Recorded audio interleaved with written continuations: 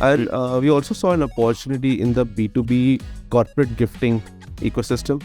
That's where we also diversified ourselves and started creating a corporate gifting hampers uh, for Diwali, for New Year, for Christmas, for Holi, and complement it with our two additional ranges we specifically introduced for the corporate gifting. Hey, this is where I talk to the best drivers of the direct-to-consumer industry like founders, investors, marketers, CROs, agencies, and dwell into strategies that they've been using to build some great D2C businesses. Let's go on the D2C drive. I'm your host, Ashish Ramamurthy. Siddhant, Country Clay has been in the words for some time, and I think you've been having an interesting journey. So tell us a bit more about before Country Clay. How did the whole inception happen? What came about building Country Clay? Sure, thank you. Thanks, Ashish. First of all, I'd like to congratulate you for putting up this great show to educate the founders and also to us, also people like us, to share in our experiences that might be helpful for the first time D2C founders. Of course, we haven't had the luxury of building a big D2C brand so far. But of course, there are a few learnings that probably would be helpful that anyone can just take and not avoid, and don't do with them in the future. Avoid doing them in the future when they are starting. So, okay, coming to the journey of Country Clay, it started way back in 2020, I'll say. While on papers it's rather 2021, but we practically talk about it in 2022. Started talking about it in 2022 in November, roughly around that time. So my father has a business in pharmaceutical, and he covers mostly the Western UP belt. And there's a place, a small town in UP called Khurja. He used to visit nearby those places, interact with doctors and stuff. That's what he used to do. And one fine day, he brought some pottery back home, some nice clay products back up home. Those were like really intriguing to us, exciting. Me and my wife is the partner in Country Clay. I'm more of the emotional and the financial support. She's the one who is running all the ops. So we both got married just 6 months ago, before this incident happened, and she's always been very excited about these clay products and ceramics and stuff, and usually found those in big fancy stores, Fab India, Jaipur, etc. And she wondered, like, shall we just go and see some things and buy it for our home? So we went, we explored the place, interacted with a lot of people out there. So the place is very small. One. Second, it's almost 100 kilometers away from Delhi, which takes a lot of energy or efforts for anyone to go to those places. Third thing is, these products were not like proper retail outlets. So they were few retail outlets which people have created, and then the artisans were kind of working either in the back end or like further interiors into the town.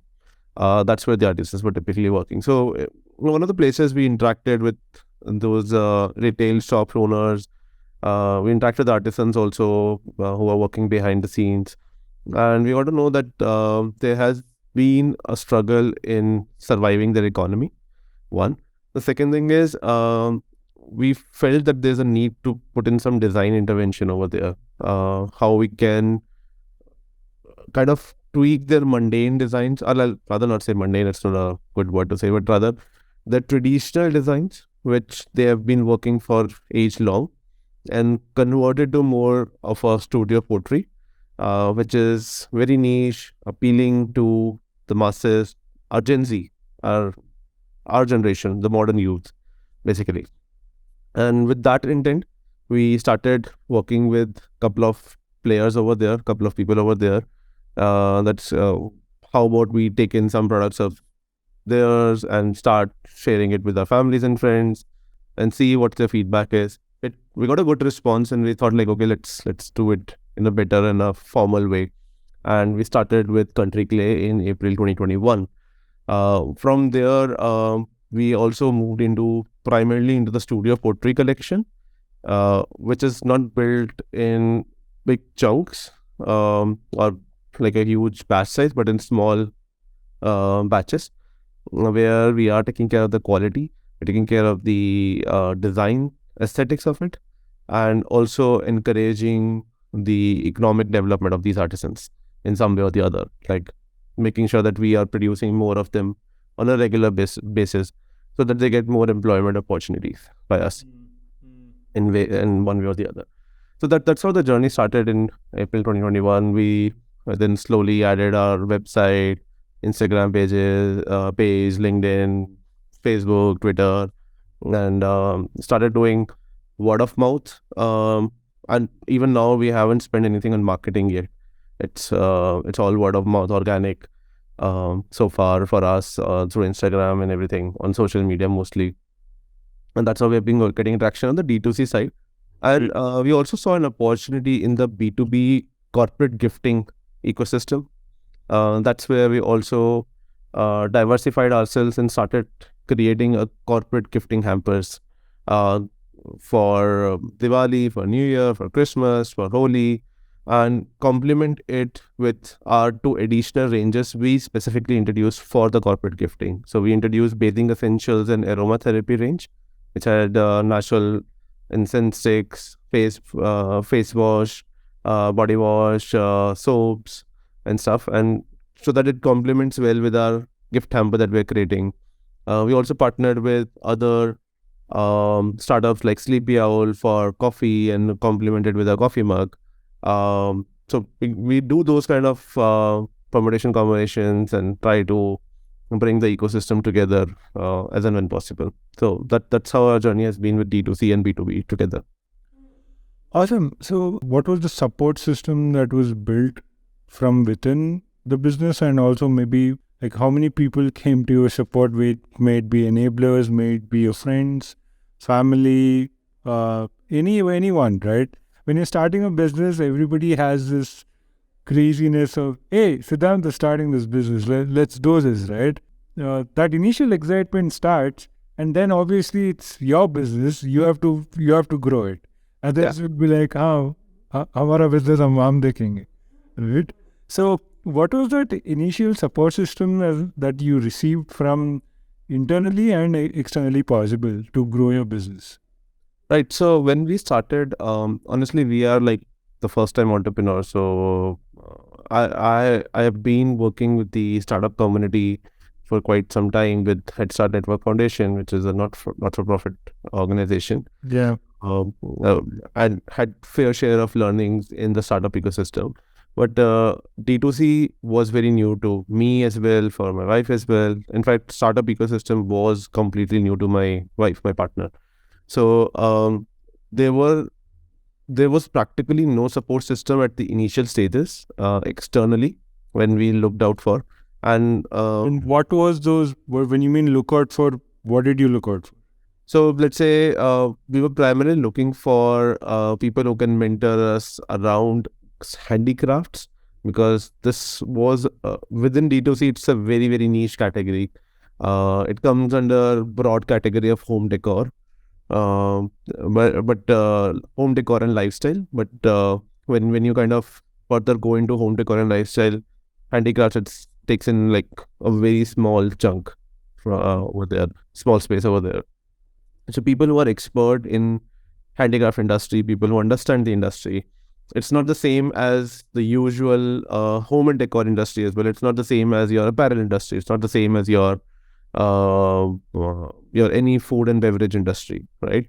So there were very different challenges. An initial struggle was also to kind of formalize the supply chain, how we are bringing products from there to us and then package it further to the customer. That was the first challenge. So we were although in Delhi, but we also moved to Bangalore later on in some time. And that's where we want to further streamline our supply chain as well, how we can get our products quickly and repackage it well and send it to the customers. Internally, we got a good support from our friends and family. Family has supported a lot. both the parents on her side, on my side, have supported us a lot. Our friends supported us a lot. And that has really helped us with the word of mouth play in the initial run. It's in fact it's still helping us a lot. Another thing that has worked out a lot for us was the exhibitions. So we did good exhibitions in this span of time, where we were able to go to the customers directly, like reach out to the customers directly, have a direct touch point over there, understand them. So instead of taking the traditional route of doing user surveys or user interviews, we rather understood their behavior from the exhibition. So whenever they come to a stall, we interacted with them, understand what kind of colors they like, what kind of things they like, and from those learnings, we kind of put them into our product development process as well. So that has been a plus point for us so far. Another thing externally as a support system that has worked really well for us was two things. One, we got incubated at AIC Catalyst. It's a so AIC stands for Adult Incubation Centers for those people who don't know. And Catalyst is very specifically running craft cohort for craft-based startups, and we were part of their craft cohort for last year. We are still continuing the engagement with them. So AIC Catalyst brought in people, mentors who are from the craft industry, who understand this industry, who understand the nitty-gritty of these industries. Like, it's not as simple as that you can scale today to $200 billion industry tomorrow, right? There are its own challenges, warehousing, supply chain, artisanal welfare, blah, blah, blah. So bunch of things. So they understand what things go into, what efforts go into kind of building a craft-based D2C startup. And that's what we were looking for. Another thing that was an external support for us was being part of the InnoCity Craft Accelerator program. This was by CII Eco, which is part of incubation cell of IIM Ahmedabad. So they were running this program in collaboration with SAP, primarily focused on corporate gifting. And that particular program also really helped us how we can up our game for corporate gifting. We were already doing it, but then the program really helped us to go from A to B. I see a lot of grant program also starting for e-commerce folks. Like, did you ever apply and like get any? So we are planning to apply for a Startup India Seed Fund program. For e-commerce specifically, I don't think so. There are too many grant programs. There are good grant programs for tech-based startups, which we don't qualify for. It's a pure play of... It's only with revenue-based financing. Yeah, it's only revenue-based financing that I could think of. For that also, you need to show in like a recurring revenue of, I think, 20 lakhs plus a month. It's really funny, right? I mean, consumerism is so important and still it's not considered at the edge of... Yeah, so what we realize also is that customer loyalty is very, very difficult to find or to get. But customer loyalty, customers are loyal if you're providing them good experience, of course. But at the same time, in D2C industry specifically, you need to spend a hefty amount of money, specifically in performance marketing. Yeah, and social media. Glad you said that. I mean, like, yes. I'm glad you didn't say paid marketing, ads, and all that. That's like old school now. No. Now with the game of performance marketing, customer experience, building good community. Exactly. Building a good product, obviously, that's like given, and having a good supply chain system. Exactly. Fast deliveries remains like this is the basis of a good D2C business. And another thing which a D2C startup struggles from is the number of returns. That's the biggest pain point. So, what do you think is causing this problem? I think it's primarily the Indian consumer behavior. You'll not see this high of a return. I've not experienced or not heard at least, but I've not heard at least that there are too high returns in US or in other places. So In other countries or other geographies, it's relatively less, is what I feel, because unless and until the product is really shitty, or there are faults in the product, then probably will be a ticket raised for the support. Obviously. Yeah, or the experience has been like super pathetic. Your product is getting delivered after 2 months or 3 months. You gotta solve for that. Yeah, that those are like Give it. very, very like different problems. But what I feel is Indian consumer wants to go for a touch and feel kind of a thing. One, when it comes to D2C, they want to first have a trial kind of a mechanism. Right. So how does it work for Country Clay right now? Like, So we get returns, but these are not too high. And these returns are mostly via the marketplaces. So if wherever we are listed, we might get some returns, but we are okay with those few returns. your own channels? From our own channels, we don't. So we have a strict policy unless the product is in a damaged condition, and for that we have put in some practices in place like unboxing video and stuff, blah blah blah. Yeah. Those are required. Unless and until it's in a damaged condition, we don't accept returns, because it's difficult because these have been packaged really well shipping, so that they don't get damaged in the transit, and it's very rare or like rather impossible that the customer is taking pain to package in the very same way, in the same packaging, and ship it back to us. So even if we initiate an RTO from the customer, we end up getting the same product being damaged in the transit. So Siddhant, thanks for all of this insights coming through while you're building business day in and day out. On that note, day in and day out, what's your priority? Like, you get up in the morning and you look at your metrics, or you see number of orders. What goes on in a founder's mind every morning, and how do you go about your day? I really want to understand that. I think for a D2C startup, the first thing that is kind of a fear is sales, the order. So how we are bringing more orders.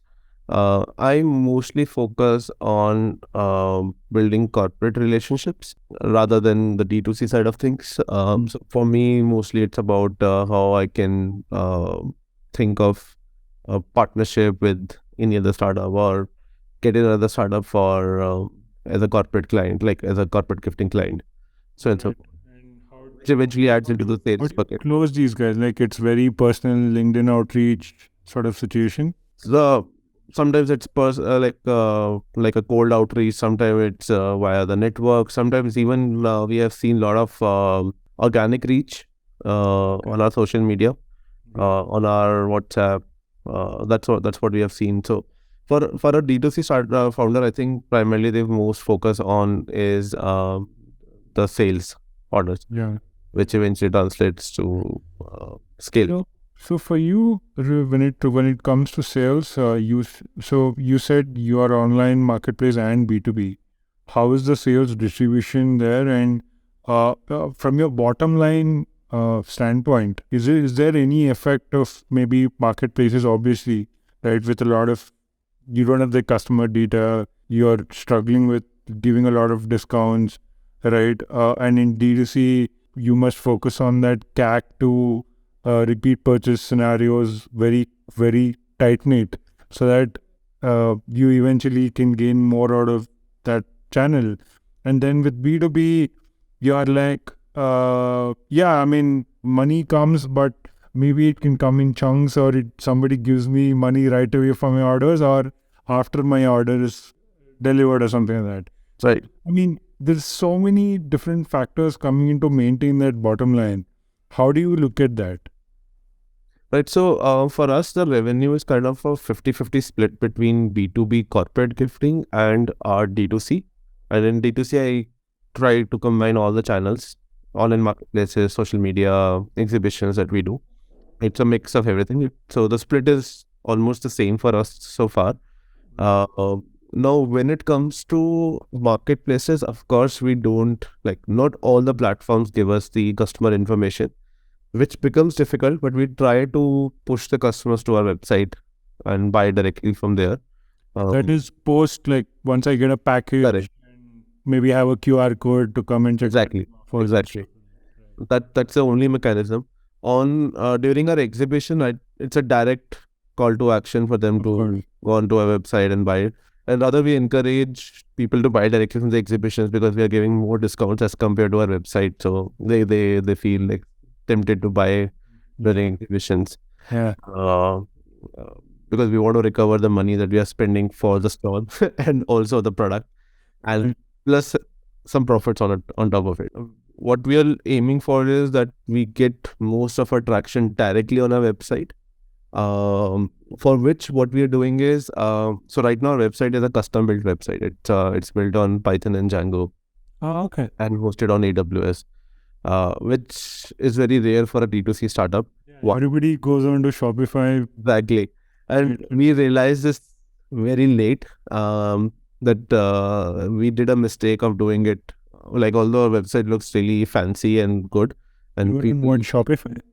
no, so right now it's on Python and Django, but we are planning to shift it on Shopify now. Oh, okay. Yeah, we're planning to shift it because we are struggling with the entire development. A friend of mine helped us build our website, and he's like real low on bandwidth, so we are kind of stuck with a lot of integrations, promotion modules, and stuff. So that's why we thought, okay, let's move on to our website to Shopify instead. Got it. Yeah. So, our kind of plan is that once we are back with our website, we'll invest more on the performance marketing, photography, paid ads, and stuff. For now, our marketing spends have been kind of like literal negligible or zero. The only thing that we consider as marketing spends is the exhibition stall cost that we are paying. Yeah. But other than that, we are typically not spending anything on the ads. I mean, even then, you're being in a relevant place where your customers will come, and it's still worth it. Correct. Well, and that's what we want to increase our reach to. We were hoping that it would happen on its own, but it's not working. What you have like a lot of like, I don't know, BD folks who like go. No, we don't have. So we are just 2 people team. Oh, okay. And you are right there. exactly. So that's why we are also planning to increase the workforce, get in someone for the business development and sales, so that we can focus on other things as well.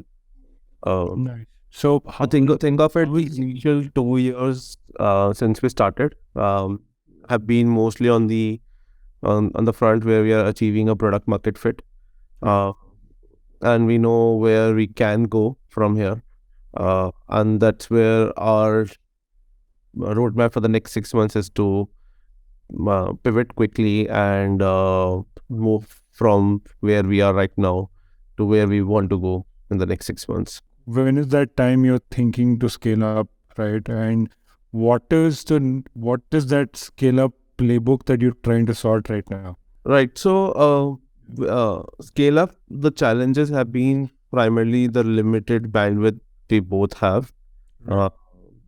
That's where we want to get in, where we get more people on board, take things offload things from us and let them in. And that is with what operations, manufacturing. Mostly operations, it's marketing and sales. So four things: marketing, operations, BD, and sales, Right. and design. So these are the 4 things that we want to focus on,